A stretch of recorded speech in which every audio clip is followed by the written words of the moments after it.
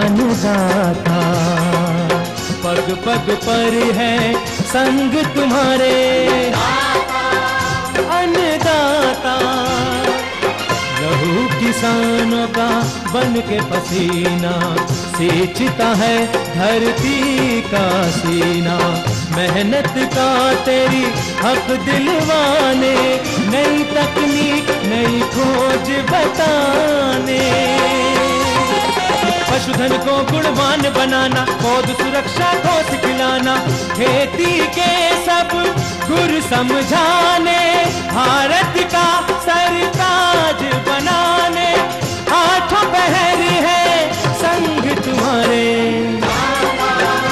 अन्नदाता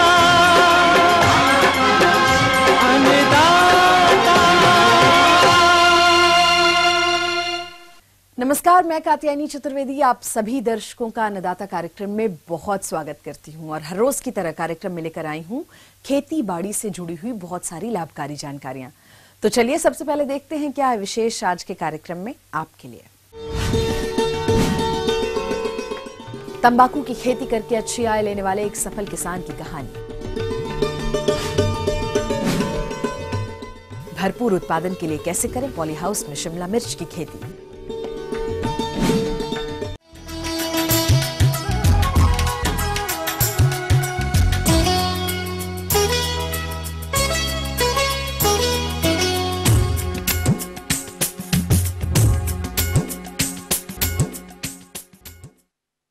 अपने प्रदेश में तंबाकू की खेती मुजफ्फरपुर, समस्तीपुर और वैशाली जिलों में अधिकांश किसान भाई करते हैं। लेकिन इसकी फसल से अच्छा लाभ वही किसान ले पाते हैं जो इसकी खेती वैज्ञानिक मापदंडों को अपनाकर करते हैं। और आज हमारे बीच जिला समस्तीपुर के प्रगतिशील कृषक कृष्ण कुमार राय मौजूद हैं, जिन्होंने तंबाकू की खेती करके लाखों की आय प्राप्त की है। तो चलिए जानते हैं इनकी सफलता की कहानी इन्हीं की जुबानी। ग्राम चंदोली, जिला समस्तीपुर के प्रगतिशील किसान कृष्ण कुमार राय आज किसानों के बीच काफी चर्चित हैं और इसका कारण है तंबाकू की खेती में इनकी बम्पर सफलता। जी हाँ किसान भाइयों, इन्होंने तंबाकू की खेती करके लगभग 5 लाख रुपए की शुद्ध आमदनी प्राप्त की है और वहाँ के बेरोजगार युवकों के लिए रोजगार का साधन भी उपलब्ध करा है। तो आइए जानते हैं इनकी सफलता की कहानी इन्हीं की जुबानी। 30 एकड़ में मैं तंबाकू का खेती किया हूँ।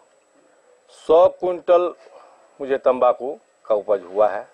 21 से 22 हजार रुपये कुंटल के हिसाब से बेच रहा हूँ। खेत को तैयारी करने में, खाद पौधा लगाने में, प्लस उसमें मजदूरी, खाद खली, ये सब 12 लाख रुपया, 12.5 लाख रुपया मुझे खेत में खर्च हुआ। दूसरा इसका होता है खेत से काट करके गांठ तैयार करने में, जिसमें मुझे लगभग 5 लाख रुपया खर्च हुआ। कुल खर्चा 12-5-17 लाख रुपया।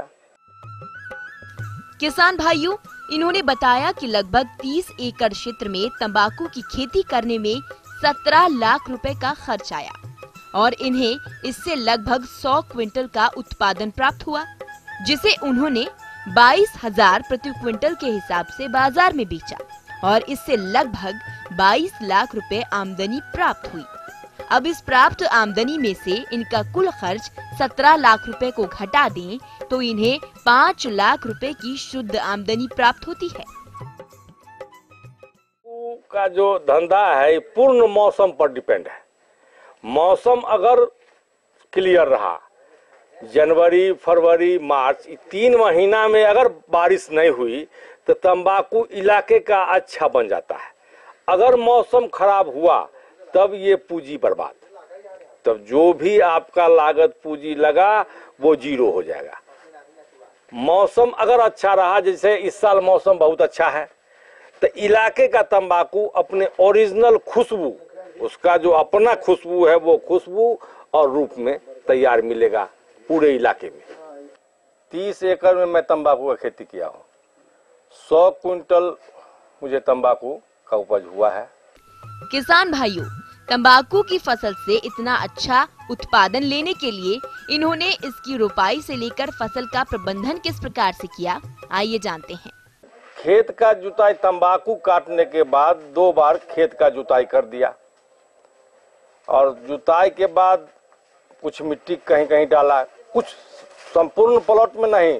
इस साल 10 एकड़ में डाला, फिर अगले साल 10, ऐसे करके बाज करके मिट्टी डाल दिया। गोबर प्रत्येक साल उसमें देते हैं। और उसके बाद बीज लगाया नर्सरी में, PT 76 सोनापत्ती, 2 वैरायटी करते हैं।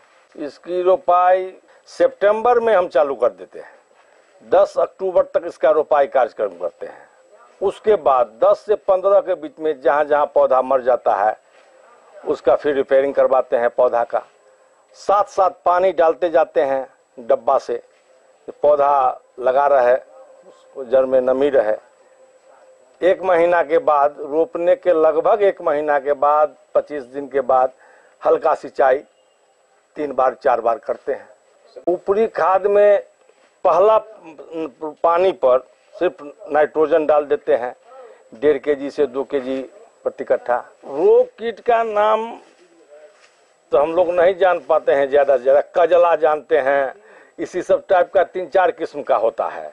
एक जो जमीन के अंदर रहता है, एक ऊपर में रहता है, उसके लिए 3-4 बार दवा का स्प्रे करना पड़ता है। सिर्फ कीड़ा के लिए दवा देते हैं। इसमें एक बीमारी पकड़ता है कोकड़ी, तो कोकड़ी को उखाड़ के पौधा को फेंक देते हैं खेत से बाहर। 1 जनवरी से 30 जनवरी तक हम संपूर्ण पौधा काट लेते हैं। किसान भाइयों, तंबाकू की फसल से पत्तों की मांग ही बाजार में अधिक होती है। अतः फसल की परिपक्वता के बाद इसकी कटाई, छटाई और प्रसंस्करण इन्होंने किस प्रकार से किया, आइए जानते हैं। जनवरी में पौधा चमकने लगता है, अपने आप वो पौधा चमकने लगता है। और एक अपना है ये कि लग जाता है कि नहीं ये पक गया है। उसको पकड़ के छू के देखिएगा एकदम टाइट हो जाएगा, समझ आइए ये पक गया।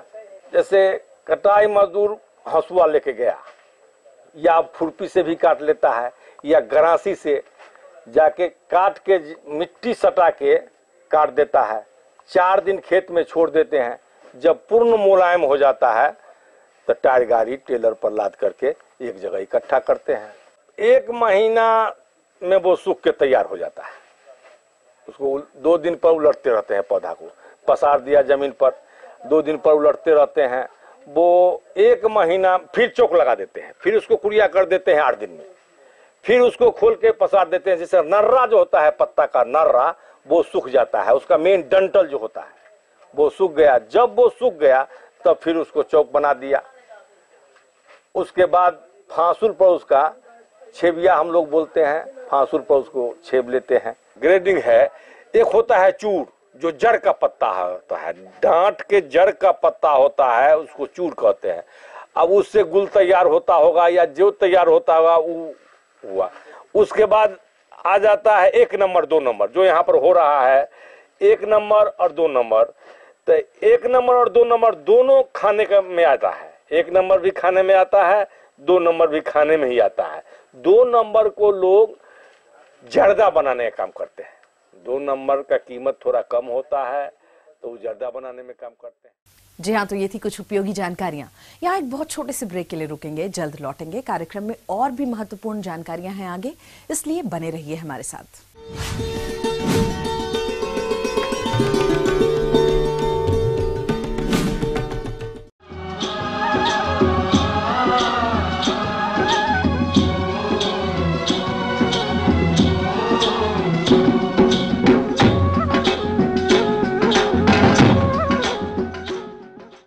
ब्रेक के बाद आप सभी दर्शकों का एक बार फिर से अन्नदाता कार्यक्रम में बहुत स्वागत है। चलिए अब बढ़ते हैं अपनी अगली प्रस्तुति की ओर।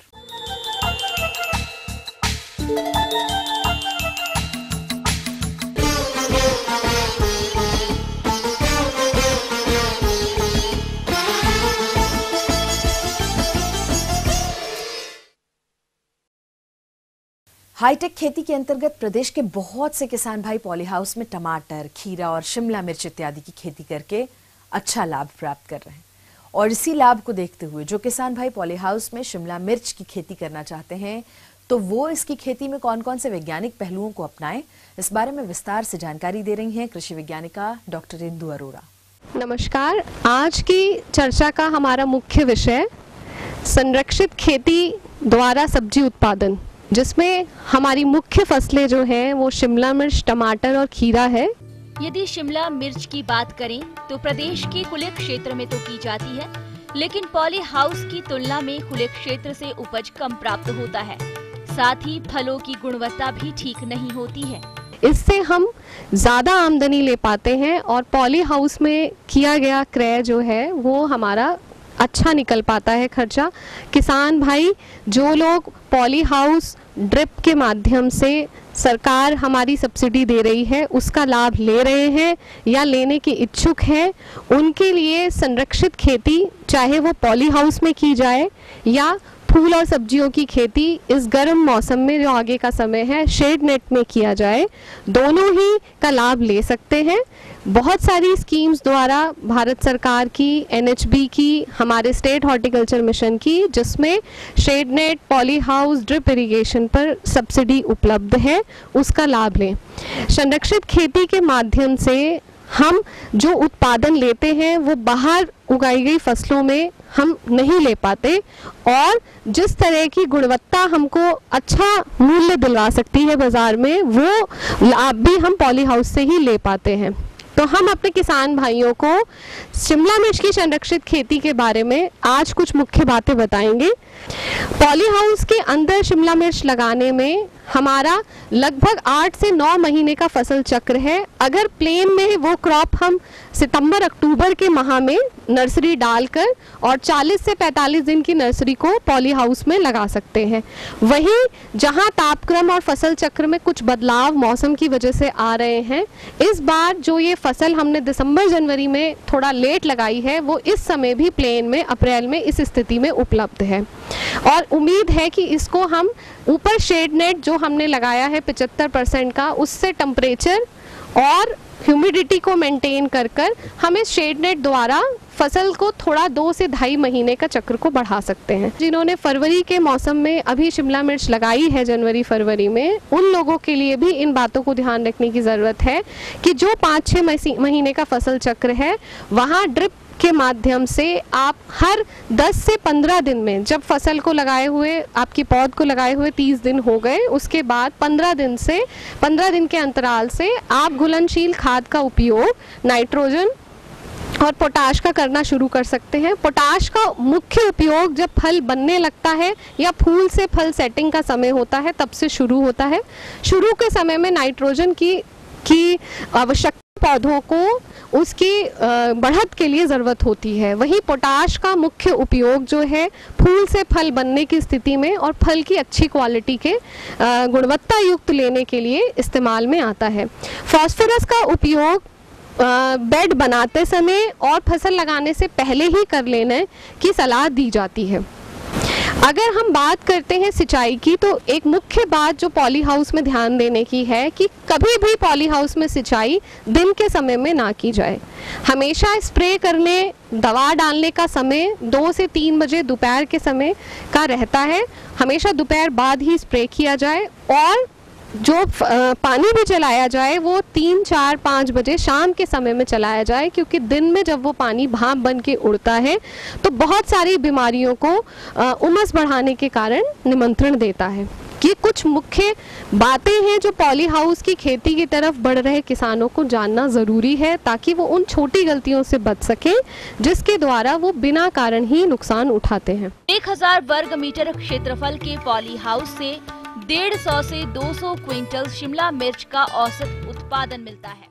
तो आगे और भी कुछ रोचक जानकारियां हैं, लेकिन यहाँ पर एक बहुत छोटे से ब्रेक के लिए रुकेंगे, जल्द होंगे हाजिर।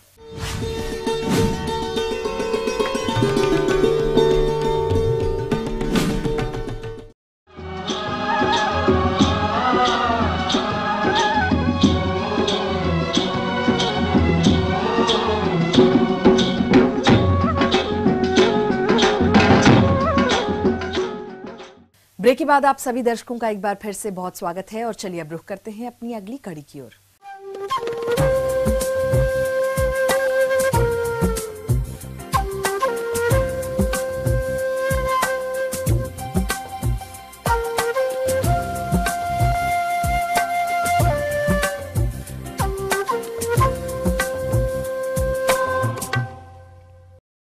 किसान भाइयों, जैसा कि आप देख रहे हैं, आज हमारे देश के कई राज्यों में सूखा पड़ रहा है और इसका मुख्य कारण वर्षा का कम होना है। और साथ ही अगर कृषि क्षेत्र में इसकी बात की जाए तो किसानों के द्वारा फसलों में पुरानी पद्धति से सिंचाई करना भी मुख्य कारण है, क्योंकि पुरानी पद्धतियों से सिंचाई करने से पानी की बर्बादी तो होती ही है, साथ ही फसलों को भी इससे नुकसान होता है। और इसी को देखते हुए हमारे देश के प्रधानमंत्री ने किसानों के लिए एक नारा दिया है, पर ड्रॉप मोर क्रॉप। और इस नारे को सार्थक करने के लिए किसान भाइयों को सूक्ष्म सिंचाई तकनीकियों को अपनाना होगा, जिसे केंद्र और राज्य सरकार काफी बढ़ावा भी दे रहे हैं। तो अपने राज्य के किसानों को इन पद्धतियों से सिंचाई करने से क्या लाभ है और शासन द्वारा इन पर कितना अनुदान दे है, इस बारे में जानकारी दे रहे हैं जिला कटिहार के बागवान निदेशक doctor Rakesh Kumar. Micro irrigation का जो है मुख्य रूप से उपयोग हम लोग वैसे जो है फील्ड जो कि जहाँ पे की सतह जो है समतल नहीं है, वहाँ पे इसकी उपयोगिता बहुत ज़्यादा होती है। तो जो हमारे पठारी इलाके हैं वहाँ पे इसकी उपयोगिता बहुत ज़्यादा है, क्योंकि समतल नहीं रहने के कारण बहुत सारा पानी का बर्बादी होता है। घटक में हम बात करें, इस योजना के घटक जो हैं तो ड्रिप है, जिसमें ड्रिप में 3 तरह के होते हैं। एक तो ड्रिप है, दूसरा मिनी स्प्रिंकलर है और तीसरा जो है माइक्रो स्प्रिंकलर है। और स्प्रिंकलर की बात करें तो स्प्रिंकलर भी 3 प्रकार के हैं। एक पोर्टेबल स्प्रिंकलर है, जिसे कहीं भी हम लोग एक जगह से दूसरे जगह ले जा सकते हैं। दूसरा सेमी परमानेंट स्प्रिंकलर है और तीसरा जो है हमारा रेनगन है, लार्ज वॉल्यूम स्प्रिंकलर है। और ये 6 कैटेगरी है। 6 कैटेगरी का सरकार के द्वारा एक जो है दर निर्धारित किया गया है और उसी दर पे जो है किसानों को 35 से लेके 60% तक जो है अनुदान दिया जाता है। फव्वारा विधि। फव्वारा सिंचाई विधि में एक उपकरण फव्वारा या स्प्रिंकलर द्वारा सिंचाई की जाती है। यह आमतौर पर प्लास्टिक, HDPE और एल्युमिनियम का बना होता है, जिसमें पाइप और नोजल 2 मुख्य घटक होते हैं तथा यह उपकरण एक निश्चित दबाव पर कार्य करता है। 2 किलोग्राम प्रति वर्ग सेंटीमीटर दाब वाली फव्वारा इकाई में 4 लीटर प्रति सेकंड डिस्चार्ज वाले पंप से 400 मिलीमीटर प्रति सेकंड वाले 10 नोजल से एक साथ सिंचाई कर सकते हैं। इस विधि से सिंचाई करने से 30 से 40% जल की बचत होती है। बूंद बूंद या ड्रिप सिंचाई प्रणाली, यह एक ऐसी सिंचाई पद्धति है जिसमें पौधों की आवश्यकता अनुसार पानी बूंद बूंद करके पौधों के पास दिया जाता है। इस विधि से सिंचाई करने पर पानी की 50 से 70% तक की बचत के साथ ही मजदूरी की भी बचत होती है। 2014-15 से जो पहले राष्ट्रीय सूक्ष्म सिंचाई मिशन जो है जिले में कार्यरत थी, उसके जगह पे ऑन फार्म वाटर मैनेजमेंट के नाम से जो है यह योजना प्रारंभ की गई है। और यह जो है एक किसान इसमें कम से कम 0.2 एकड़ का इसमें लाभ ले सकते हैं और अधिकतम जो है 5 हेक्टेयर तक का लाभ ले सकते हैं। वैसे ज़िले जो सूखा प्रभावित ज़िले हैं, जैसे औरंगाबाद, गया इत्यादि, और ऐसे ज़िले जो कि जहाँ पे पानी हमारा पर्याप्त मात्रा में है, कटिहार और इसी कैटेगरी में आता है। इसमें 2 कैटेगरी है किसानों के, जो किसान सामान्य किसान हैं और लघु सीमांत किसान हैं। तो जो हमारे लघु सीमांत किसान है उसको, जो सूखा प्रभावित ज़िला है उसको 60% अनुदान है और सामान्य जो किसान हैं उनको 45% अनुदान है। वही जहां पर्याप्त मात्रा में पानी है, जैसे कटिहार जिला है, तो यहां पे जो किसान है वहां सामान्य किसान को 35% और जो लघु सीमांत किसान है उनको 45% अनुदान का प्रावधान है। पिछले योजना के तुलना में इस बार ये देखा गया है कि जो किसान एक बार लाभ ले लेते हैं तो उनको फिर अगले 10 सालों तक हम लोग उसी ज़मीन पे उस किसान को दोबारा लाभ नहीं दे सकते हैं। जो निर्धारित लागत तय की गई है स्प्रिंकलर के लिए, उसमें जो पोर्टेबल स्प्रिंकलर है उसका दर है 19,100 रुपया प्रति हेक्टेयर, सेमी परमानेंट का 36,600 रुपया प्रति हेक्टेयर और जो हमारा रेनगन है उसका 31,600 रुपया प्रति हेक्टेयर जो है तय किया गया है। और इसी राशि का हम लोग जो है 45% और 35% किसानों को दे सकते हैं। ड्रिप की बात करें तो ड्रिप में हमारा जो ड्रिप 2 तरह का है, एक जो क्लोज स्पेसिंग पे होता है जैसे सब्जी वगैरह में लगता है, और एक जो है दूरी है जिसमें बगीचे, जैसे बगीचे में तो उसमें दूरी पे लगाया जाता है।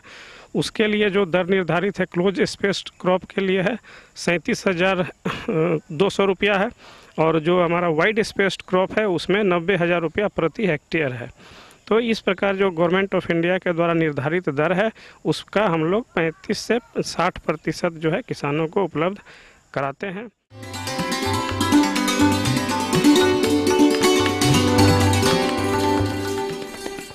अन्नदाता हेल्पलाइन निशुल्क फोन संपर्क सेवा के माध्यम से आपके द्वारा पूछे गए कृषि से जुड़े हुए प्रश्नों में से 1 या 2 महत्वपूर्ण प्रश्नों को हम अपने कार्यक्रम में जरूर शामिल करते हैं और इसी के तहत आज का चयनित प्रश्न और उसका जवाब इस प्रकार है।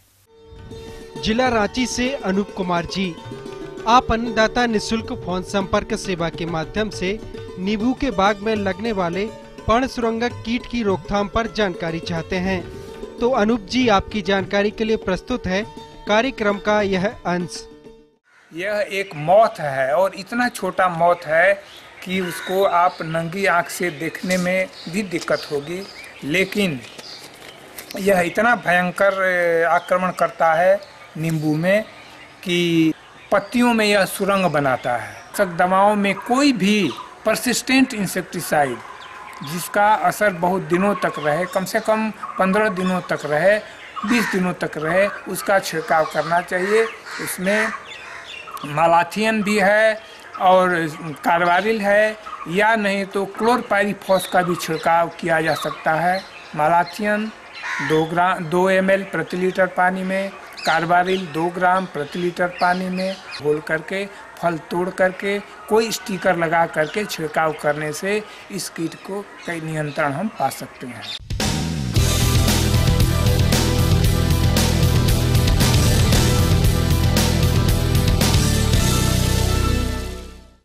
राज्य की विभिन्न मंडियों में कृषि उत्पादों के चढ़ते उतरते बाजार भाव की संक्षिप्त जानकारी इस प्रकार है।